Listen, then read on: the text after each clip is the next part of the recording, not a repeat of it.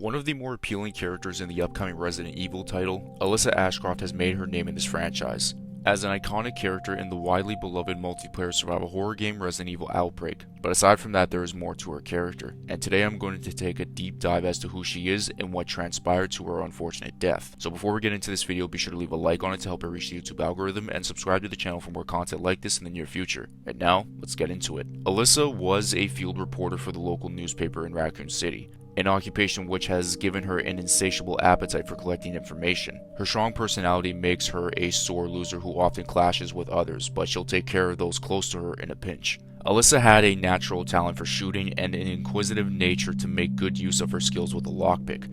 She also surprisingly carries a stun gun with her, which comes in very handy. Ben Bertolucci, who was the prisoner reporter in Resident Evil 2, is known to respect her tenacity, although the same ambition has occasionally cost him some prime headline material, and maybe his face. Often coming across as abrasive, bossy, and hyper-competitive, it suggests that she is extremely vain and effectively married to her job, with few interests that do not relate directly back to journalism. Now, as for Resident Evil Outbreak itself, it wasn't necessarily known for its story. It was more so about the multiplayer aspect and the wide range of characters you can be, like Kevin, Yoko, Alyssa, Cindy, you name them. But during the first scenario where the Raccoon City outbreak happened, this is what transpired. Outbreak starts inside Jay's bar, around the day after Hunk's team is wiped out by the G-mutated William Birkin. The attack ended up unleashing the deadly T-virus into the sewers. Curious rats and cockroaches drank the liquid coming from broken vials, thus becoming infected. The sewer's ecological system collapsed soon after due to a battle for food between T-mutated rats and cockroaches, with rats being pushed out into the city's water reservoir, contaminating the drinking water with the T-virus. At Jack's bar, 10 ordinary people are drinking, eating, thinking, whatever they're doing to pass time by. Most aren't paying attention to the Raccoon News Network coverage on a disturbance at a football game caused by a single spectator. Even with 50 police officers sent to the scene, no one seems to care about it. Moments later, someone that wasn't hungry and was looking a little sick bit somebody on the neck, beginning the nightmare. Outside, it was way worse as everyone turned into a zombie.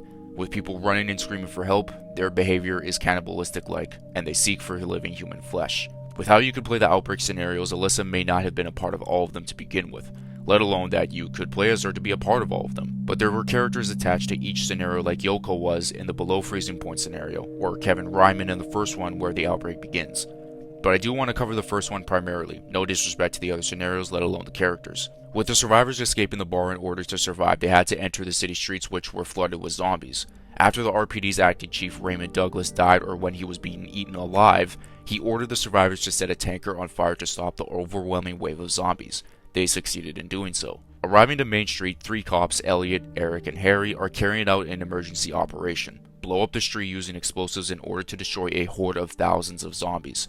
The operation ends in success. Later, RPD reinforcements arrive to provide assistance and help with the injured. At dawn, US Army troops arrive in the city's limits. With the excuse of radioactive waste on September 24th, the city is placed under quarantine. Like I said, whatever survivor you choose went through even more scenarios, but primarily this is about Alyssa, obviously. She is the only character that has had any sort of update after the events of Outbreak. Maybe, well, kind of. In the aftermath of Raccoon City, Alyssa wrote of her experiences in the city in an expose condemning Umbrella USA with an article titled, "What is a BOW? Blowing the lid off of this horrifying secret project." This article, alongside the testimony of fellow survivors Yoko Suzuki and Linda Baldwin, ignited the 5-year Raccoon trials and contributed to the company's eventual downfall. In 2016, she wrote an article for the Dolby Daily, a local newspaper based in Dolby Parish, Louisiana, discussing the mysterious disappearances in the town over the previous 2 years, with the article saying this: Captain Howell from State Police told reporters they have started a search for Helen Midkiff, a college student from North Carolina who was traveling in Louisiana. Miss Midkiff hasn't been heard of since the night of the 21st. Reports of missing persons in South Louisiana have increased dramatically in the past 2 years. The majority of those missing are tourists and vagrants. At least 20 people are thought of to have gone missing so far. Police suspect foul play and believe there may be a connection between the incidents. Plans are in place to step up local interrogations and increase personnel to further the investigations. Sometime after, she was investigating something at a place called the Renwood Hotel, and unfortunately she faced her death. Grace Ashcroft, her daughter, became an FBI agent. Whether or not if Alyssa's death motivated her to join the Bureau is up in the air for now, but let's run with it. 8 years after her death, Grace is taking charge in an investigation involving that hotel, and looking to avenge her mother's death and getting some sort of requiem and closure to what transpired. Nobody knew the cause of death or if the body was found. It's most unfortunate that Alyssa was murdered, and a question that has been going through my brain is, Does her connection to the Dolby incident play any sort of factor into her death? Because this was not long after RE7.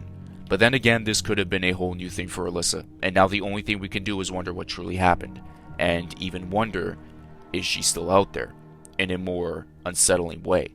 Were experiments done to her or anything like that? It's obviously something we can discuss all day, but let's do our best to remain patient. If you enjoyed this video, be sure to leave a like to help it reach the YouTube algorithm, and like I said previously, subscribe to the channel for more content like this in the near future. And as always, I will catch you guys in my next video. Peace out, and much love.